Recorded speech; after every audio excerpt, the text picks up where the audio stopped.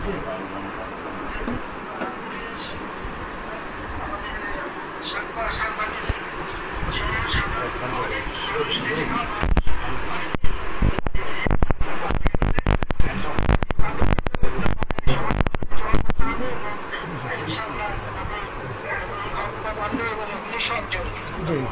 বিচারে যাতে হয় সেটা ব্যবস্থা করতে হবে, বিচার আমরা চাই। আর আমি আবার বললাম যে আমাদের আইন রক্ষাকারী সংস্থাকে সব রকম সহযোগিতা করবেন। আবার এই নাম্বারটা আমার আপনি সেভ করে রাখেন। এই নাম্বারটা আমার জাহাঙ্গীর। আচ্ছা ঠিক আছে, ঠিক আছে।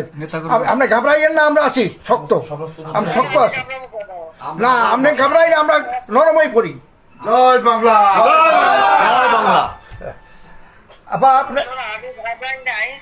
আমি আর এই ইতিমধ্যে সমস্ত ঘটনার পরে যে কত মানুষ মারা গেছে, আমাদের পুলিশ মাইনে ঝুলাই রেখে দেয়, আমাদের কর্মী মাইনে হাসপাতালে চিকিৎসা করতে গেছে তাকে টাইনে এনে ঝুলাই গুলি করে মারে, পুলিশের পিঠায় পিঠায় পিঠা পিঠায় মারা, এরকম বিভৎস ঘটনা কে দেখছে? আর যতগুলি আমি দেখলাম মনে হলো পুলিশ গুলি করলে তো ছলা গুলি হতো, সেটা তো দেখা যাচ্ছে সব বুলেট এবং খুব কাছে থেকে পাওয়া। তাহলে আবার বোরকা পরে ছেলেরা বোরকা পরে বেরিয়েছে যে নেমেও মানে এই সমস্ত জঘন্য কাজ এখানে হচ্ছে।